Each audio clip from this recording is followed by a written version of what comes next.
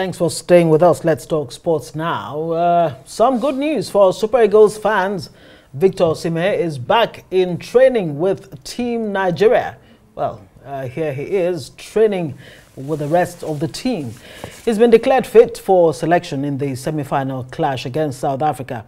Well, South Africa may lack the household names that the Nigeria team counts among its best, but coach Hugo Broos insists that teamwork matters the most. I don't know if Nigeria is favorite for everybody or not. I don't know if it's favorite or not, but for me, I believe you can win this competition. Believe one thing, you must do other thing. Tomorrow, in the pitch, you must repeat the same performance like last match, defend it together with 11. Until now I cannot answer right because it's some problem with the health, you know that. I think this afternoon I can know better if he can play or not. And a diplomatic row has broken out between Nigeria and South Africa ahead of the two sides' semi-final match. The Nigerian High Commission in South Africa has warned Nigerian football fans to refrain from boisterous celebrations if their team wins. That warning was intended to prevent the provocation of xenophobic attacks by frustrated South African supporters.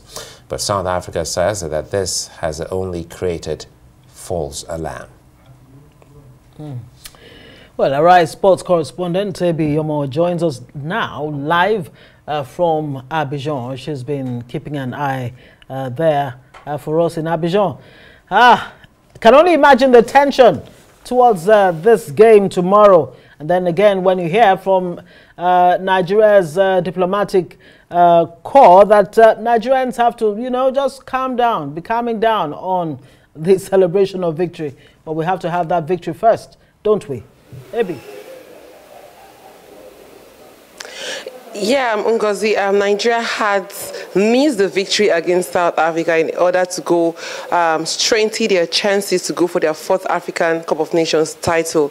And we know that Nigeria and South Africa are not unfamiliar in this tournament. This will be their fourth meeting between the two sides, that's Nigeria and South Africa. The last time we saw Nigeria take on South Africa was in 2019, when Nigeria got a 2-1 victory against South Africa in the quarterfinals of this stage. But now they face off in the semifinals. It's more than just a semifinal game. I think it's a game that has a different kind of rivalry, be it on social media, be it via the citizens, be it in a good way and in a bad light. Like we heard of the talks from South Africa saying that Nigerians should reduce the way they celebrate or be careful of where they sit or how they celebrate or where they choose to watch their matches in public places. But all in all, the clash between Nigeria and South Africa is going to be a match to watch out for. These are the arguably the two most interesting teams in this tournament. Nigeria are yet to get a loss in this tournament, and South Africa lost in the first game against Mali, but they have gone on to beat teams that I don't think people would have thought they would have beaten or even drawn against, like Tunisia and Morocco. Well, I think the good thing here is first the breaking story which you earlier shared with us on ANH that Osimhen is back. Yeah. But again, help us make sense of what it is like in Boake with the team.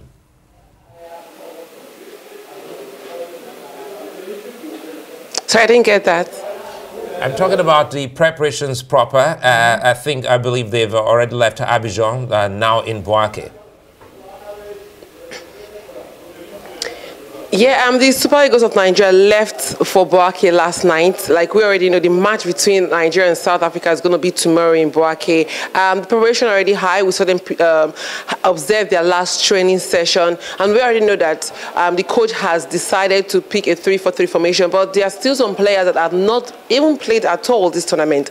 That is Kelechi Iheanacho and also Terry Murphy. We had the torturous goalkeeper, but that is understandable. So now a lot of people are wondering, will the Nigerian coach still decide to adopt the same formation he has been adopting in the last 4 games, or is he going to tweak it? Is he going to finally play Kelechi Iheanacho? Is he going to finally play Terry Murphy, or will he stick with the winning team? Like we always say, there might be no reason to change the winning team, but speaking to some players just before the game, they say they are ready to give it their all, especially the younger ones who are playing their debut tournaments like Al-Hassan, Yusuf, we have Frank Oyeka, we have Zaidu Sanusi, and so many others who are playing their first tournament. So they are ready to fight for Nigerians and ready to make Nigerians happy.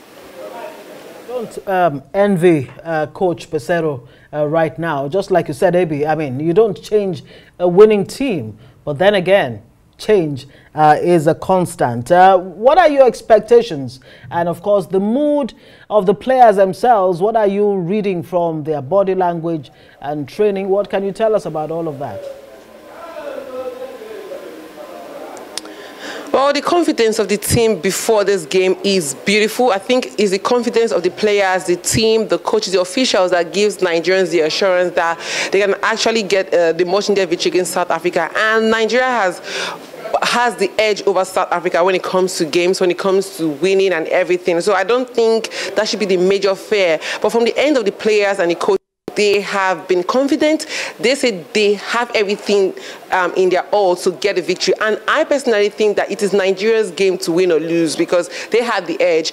South Africa, like we've already noted, is a team. This South African side is a team that has 10 Mamelodi Sundowns players in the squad. 8 of them are starting, and these are South African home-based players playing against Nigerian players like Osimhen, Moses Simon, Ademola Lookman. We have Calvin Bassey, there's Olaino, and you can mention what they feel because all these players play in one of the best clubs all across Europe. And you'll be wondering, should Nigeria lose to South Africa tomorrow?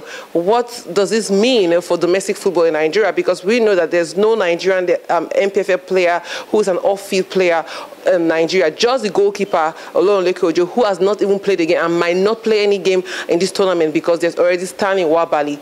Now, should the South African side that has a large population of African players who play in the African leagues defeat a Nigerian side, the top stars? I don't think that it's going to happen, but I for sure know that it's going to be a battle of the goalkeepers because both goalkeepers have been outstanding this tournament. It'll also be a battle of the strikers because Nigeria has not really given more than 2 goals in any match. You just give 1 goal. We only saw 2 goals against Cameroon. Now, just be the time for the likes of Osimhen to get in those goals he's been looking for. The likes of Moses Simon to get in the goal.